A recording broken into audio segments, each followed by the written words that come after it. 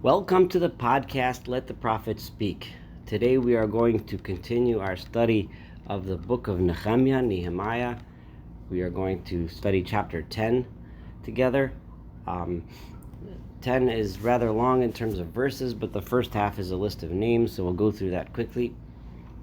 But it's important to understand this chapter in its context, and the context is we just completed chapter 9, where the people in front of Ezra and Nehemiah had prayed to God, and we analyzed and read that prayer. It was a long and very important prayer that serves as the basis and foundation for a lot of the structure of Jewish prayer to this day. It started with a review of people reviewing the history of God's kindness to the people of Israel, and then a review of the poor response of the people's behavior, which wasn't appropriate as it should have been, and then a prayer that the people asked God to be with them in this difficult time under the domination of the Persian Empire as they tried to reestablish a new nation of Judah.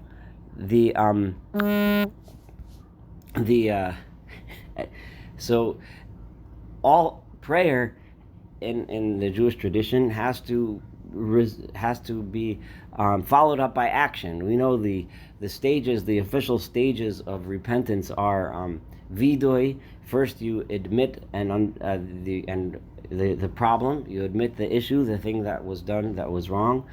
In other words, you have to own up to it, take responsibility. That's vidui. Charata means regret it. You have to demonstrate true regret, that you feel bad about what happened and so on. And then, of course, the third step, which is accepting upon yourself for the future, Kabbalah for the future. This is that stage now. We went through the vidui, people admitting what they had done wrong in the past and until the present. Charata, they demonstrated with the sackcloth, the mourning. Now Kabbalah, they're making an acceptance for the future. In this chapter, we're going to read what is really the beginning of Rabbinic Judaism. This is the beginning of a new type of Judaism, which was set to last through which really set the pace for the next 4 to 5 centuries of the Second Temple period, and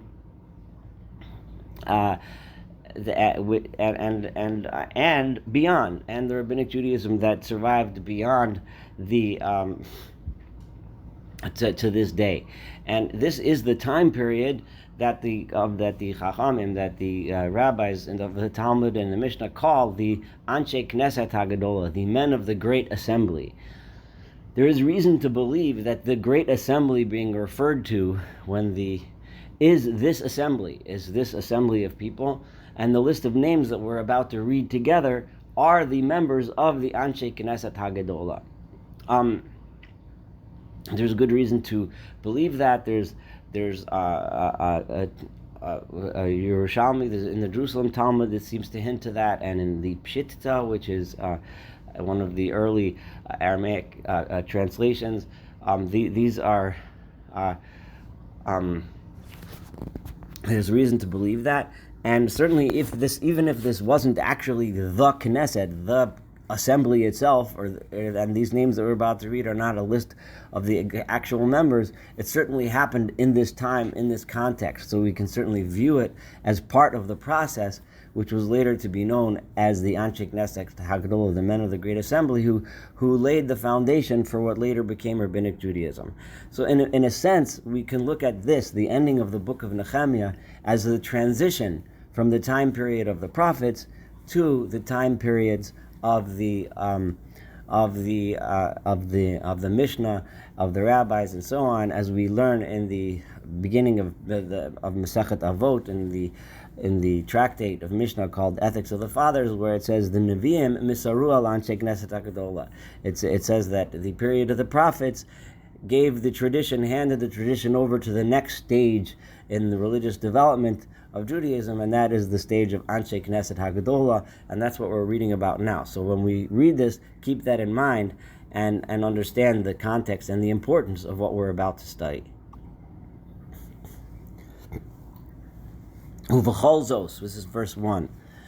And with all of this, after saying all of this, the regret, the remorse, recounting the favors of God and our prayers to God, after all of this, we are making the following acceptance upon ourselves. Anachnu kortim amana. We are going to make a new covenant, a new brit, a new covenant with God. This is from the people stating we are making this agreement. This is what we're going to do. And amana could be also some liken this to a constitution.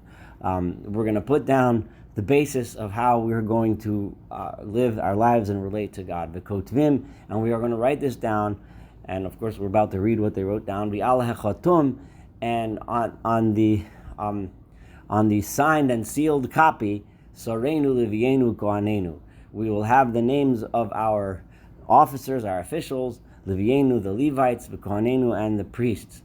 Many commentaries point out that one of Nehemiah's innovations, in a sense, one of the things he did, more of a political move, was the elevation of the Levim, of the Levites, and his emphasis on making sure that the Levites got their due. Clearly, this stems from the fact that apparently the Levites had been neglected, especially since they weren't really so necessary for the temple service. The priests were, so the priests kind of got all the attention and all the funds that came into the temple, while the Levites were ignored. Nehemiah made sure to elevate them, and in many ways, this political move probably helped Nehemiah build up a group of allies to help him establish his leadership in the Persian colony of Judea. V'yala chatumim, and on the signatures, in other words, on the signed copy, these are the ones who are signed. Nehemiah ha-tirshata, Nehemiah, who is the tirshata. Tirshata is the Persian title for governor, because Nehemiah was appointed by the Persian king to be the governor of the province of Judea. Ben Chachalia, who is the son of Chachalia, B'tzidkiah and Zedekiah, Siroya, Azariah, Yirmiah. Now, interestingly, Azariah here, many identify with Ezra. And Azariah would be another a form of the name Ezra. That's possible, maybe yes, maybe no. If it is, then it would at least answer the obvious question that many ask, which is, why wasn't Ezra listed in this list that we're in the middle of reading?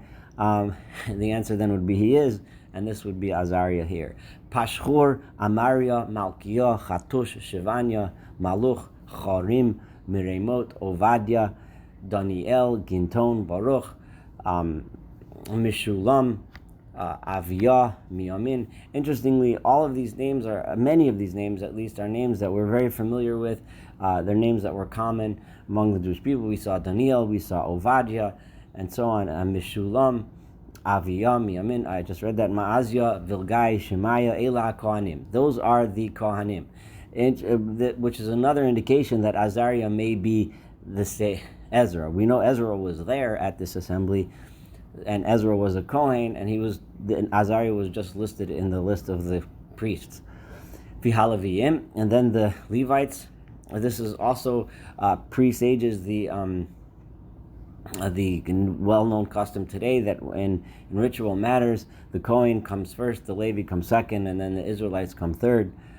Even though when the people stated who's going to sign, they mentioned the officers, the leaders first, and then the Levites, and then the Kohanim. But when it was actually being signed, they had the priests go first, which is a custom that still lives on to this day at the Kriyat HaTorah and other places when we read from the Torah in the synagogue. Valavim v'Yeshua ben Azania. It was Yeshua. It's unclear why this particular Yeshua we chose to give his father's name. Possibly must have been another Yeshua who is this, so therefore, or maybe it was a very common name, which is probably the case. We know the name Yeshua was an extremely common name in the Second Temple period, so maybe that's why he was identified by his father's name. Binoi mibnei Chenadad Kadmiel. Binoi, who was one of the sons of Chenadad and Kadmiel, the Achihem and their brothers, Shevanya, Hodia, Kelita, Peloya, Hanan, Micha, Rechov, Chashavia, Zakur, Sherebia, Shevanya, Hodia, Vani, Beninu. That completes verse 14. That was the list of the Levites. So we did the Kohanim, the priests, the Levites. Now the the ordinary Judeans, or ordinary Israelites, Rashi Ha'am, now the leaders of the nation, the people who are leaders of various political / religious leaders, Parosh, Pachat, Moav, Elam, Zatu, Bani, another person whose name is Bani. This is clearly a very common name as well. And then in verse 16, Buni, which is another form of almost exactly the same name, Asgod, Beivoi, Adoniah, Bigvai, Adin, Oter, Chizkiah, Azur, Hodia, Choshum, Beitzoi, Chorif, Anatot, Nevoi, Makpiosh, Mishulam. That name is second time around. This is another Mishulam, Chezir, Mishezavel, Tzadok, again a very common name, Yadua, Pilitya, Chanan, another common name, Anoyah, Hoshea, Hananya, Chashuv, Halochesh, Pilcha, Shovek, Rechum, Chashavna, Ma'aseya, Va'achia, Hanan, Anan, Maluch, Charim, Ba'ana. So that's the list of names. We just completed verse 28. That was the list of the Israelites who were not either priests or Levites.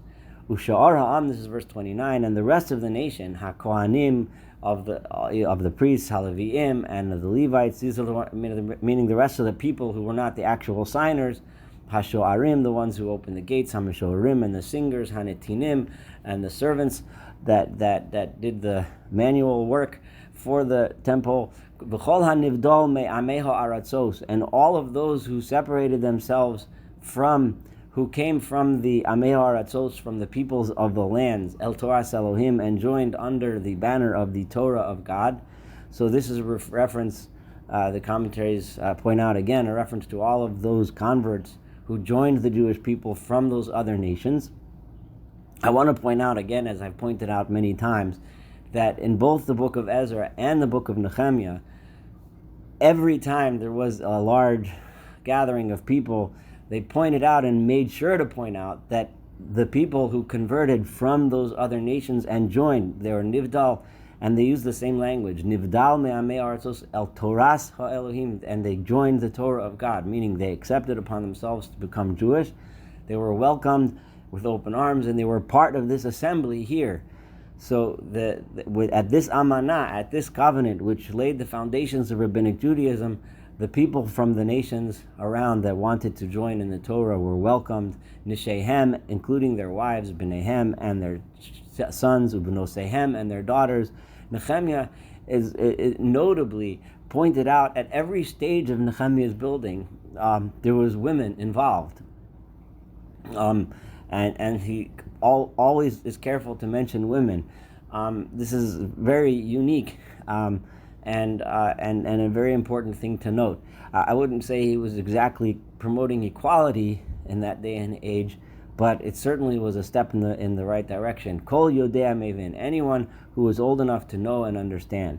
And again, the reason why it's important that he includes the converts is because Nehemiah is about to, in the next few chapters, deal with the intermarriage issue. So therefore, it's extremely important to point out what I've been pointing out in these podcasts, that Nehemiah's issue with the people that intermarried were only with those who were not nivdelu and joined Torah Elohim, those that did not convert under the banner of Judaism. Those that did convert, he didn't have a problem with.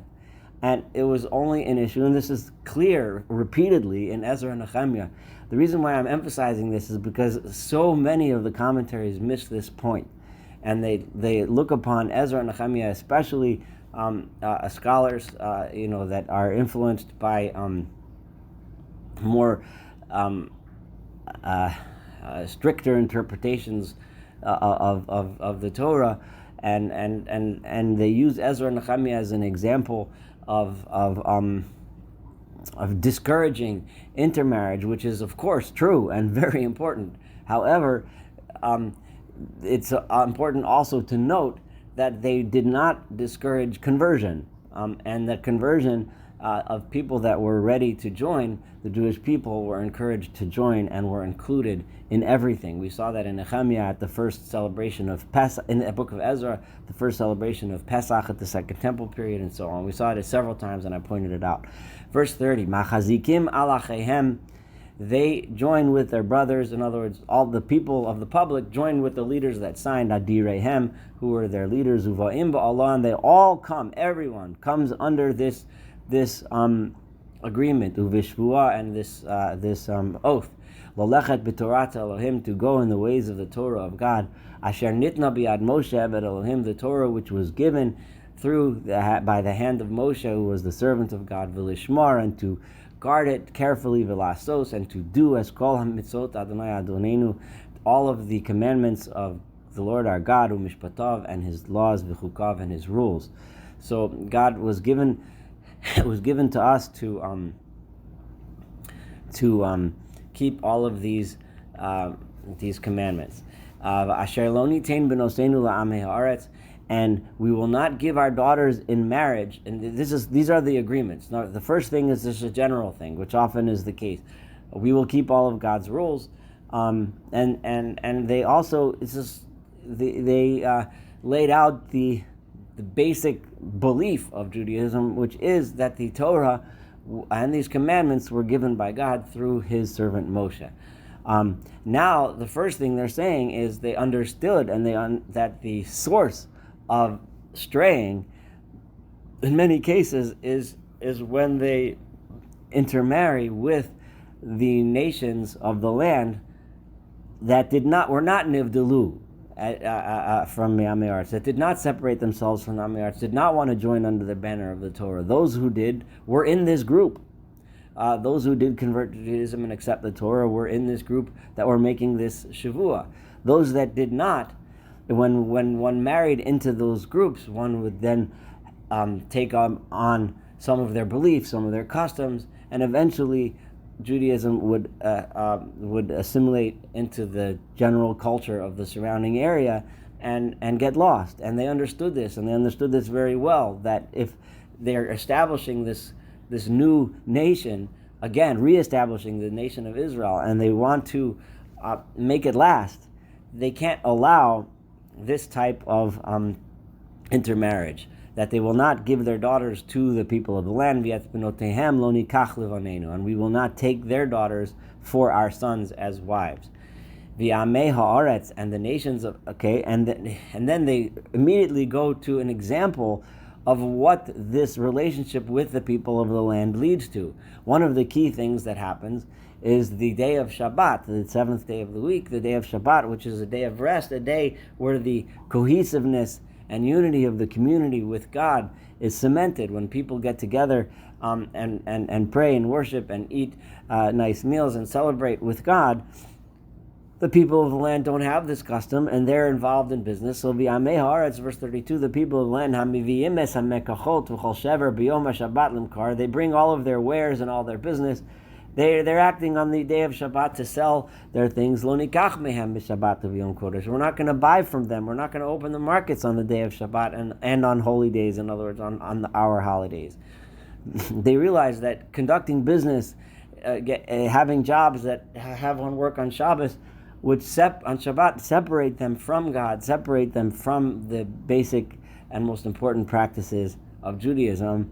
So we're not going to marry into them in order to create the separation, and B, we are not going to allow this business to keep going on Shabbat. Now, this is not a Torah law. The Torah doesn't say anything specific about trading or doing business on Shabbat specifically. The Torah mentions work, and we know the categories of work. We learn them from the building of the tabernacle, and business isn't one of the categories of work, but they understood that this deteriorates this is something that ruins the nature of Shabbat. So here we have the beginnings of rabbinic decrees. Here we see the Anshe Knesset Hagadola making these decrees, not doing business, trading money, etc. on Shabbat. And then, and another thing that this is leading to is the no longer practicing the Shemitah, no longer practicing the sabbatical year. Just like Shabbat is important, so is the sabbatical year. And the sabbatical year, in times when, and so therefore they promise here, v'nitosh et hashana hashviyit, and also, and we will leave out, we will not take in the produce that's produced in the seventh year, u'masoch al yad, and we will cancel the debts. Now remember, Nehemiah emphasized the cancellation of debts as a very important social mechanism to equalize the divide between the poor and the rich. The income gap is very much controlled in the Torah. The meaning and purpose of forgiveness of debts every 7 years is so that the poor shouldn't continue getting more and more and more indebted, which ended up resulting in people's children being sold away as slaves, as we saw. We discussed this earlier in Nehemiah at much more length. And this is a very important part of this amanah, of this new covenant, that we're going to keep that cancellation of debts. We're going to keep the sabbatical year. We have put upon ourselves these commandments. This is a hint that these are. They understood that these are measures that they're taking in order, that are not necessarily commanded by the Torah itself. Some of them are, some of them aren't, but the measures that they're taking upon themselves in order to guard the Torah. We're going to give a third of a shekel every year, la'avodat beit Eloheinu, to the worship, to the work that's needed to be done in the temple, now the house of our God. Now, why is this lishit shekel? Why is they say a third of the shekel when we know the Torah says machzit shekel, that it's half a shekel?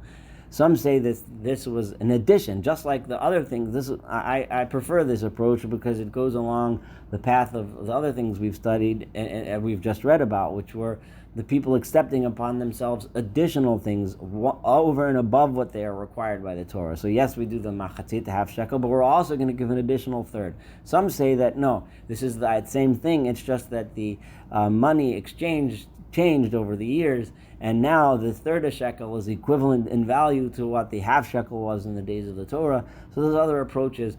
I told you why I preferred the first approach.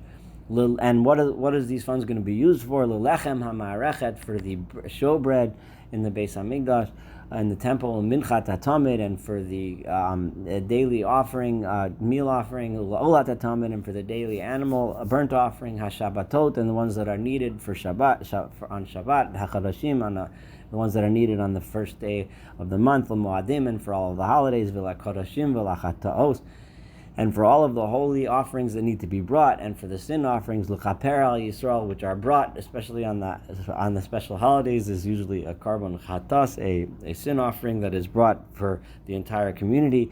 V'chol melechetz beis Eloheinu, and all the work that's needed to be done to upkeep the temple.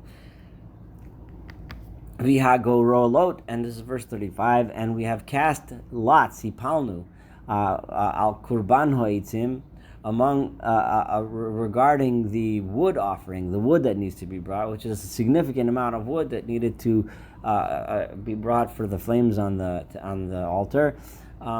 So we laid out lots. We put out lots, hakohanim halavim v'yam, for among the priests, the Levites, and the general public, lahavi lebeit Eloheinu, in allotting who brings the wood at which times of the year to the temple of Beit Avosenu, to the house of our forefathers, li'itim mizumanim b'shana b'shana, for specific times throughout the year, leva'er al mizbach Adonai Eloheinu, in order to burn the fire on the altar of the Lord our God, kakasuv b'Torah, as it is written in the Torah, ulaviet b'kurei admasenu, and we agree to bring the first fruits, the bikurim, which is a mitzvah in the Torah, uvikurei kol pri, and the first of all fruits, kol eitz shana b'shana. Now they're saying the first of all fruits, which again is over and above their obligation of bringing only from the 7 fruits of the land. Again, this is them accepting upon themselves something over and above what they're required to do, Lebeit Adonai, to the house of our God. So the support and the upkeep of the temple is obviously being taken very seriously by the people. V'et bechorot panenu v'emteinu, and the firstborn of our children and the firstborn of our animals, kakasuv b'Torah, we will deal with them as the Torah commands. As we know, the firstborn of the children are redeemed, so to speak, by the priest. The father gives a symbolic amount of money to the priest, on the occasion of his firstborn son, and that money obviously goes to the priest. It's another important source of income, and the firstborn of the animals are brought as a korban, as a sacrifice in the temple. And the firstborn of our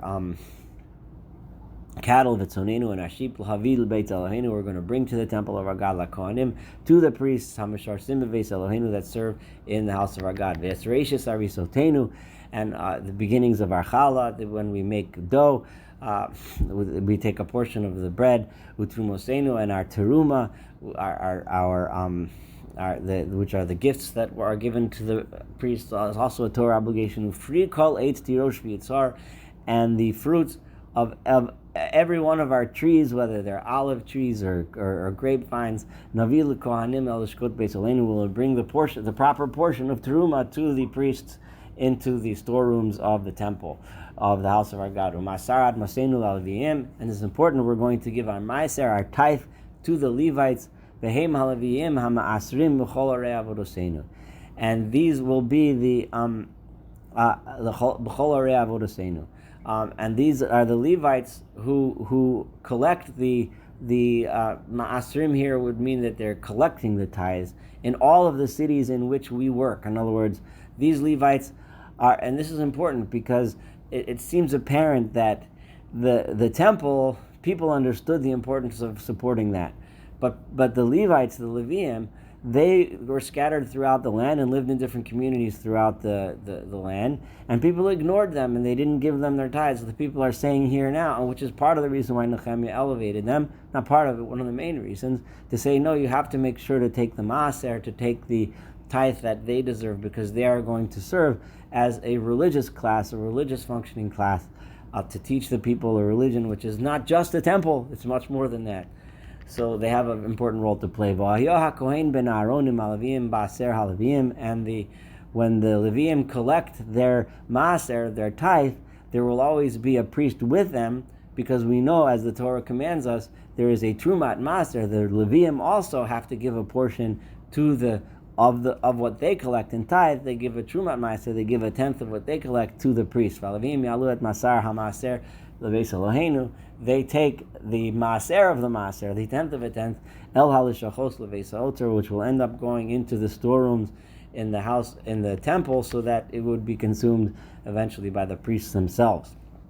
Ki el halishachos yaviu b'nei Yisrael, because it is to these storerooms, and these storerooms are going to play an important role in the upcoming paragraphs and upcoming chapters in Nehemiah, when Nehemiah is going to go back to Persia, and the people his enemies are going to start taking over the storerooms, which is where all this wealth is being kept, are going to be very important. And this verse is telling us now the source of all of the wealth, the food, the money, and so on, the gold and silver being kept in these storerooms of the temple. Yaviu b'nei Yisrael b'nei Alevi, the Levites and the Israelites, because remember, the Levites also give trumat maaser, like we just described. That trumat hadagon, the gifts of grain, hatirosh, ve'hayitzar, and wine and oil, b'sham klei hamikdash, and that is also where the vessels of the temple are kept. V'hakohanim hamisharsim, and the priests who serve, v'hashoarim, and the gatekeepers, v'hamishorim, and the singers. V'lo nazov et beit Eloheinu, we will not abandon the house of our God. We will not abandon the temple. This is the constitution that was written, the prayers and preamble that led to the constitution. This is what the people agreed, and we have just read what is really the beginning of Rabbinic Judaism, which we just described, one of a very important event in Jewish history. Thank you so much for paying attention and studying together with me Nehemiah chapter 10. Looking forward to studying chapter 11 and, of course, the rest of the book of Nehemiah together.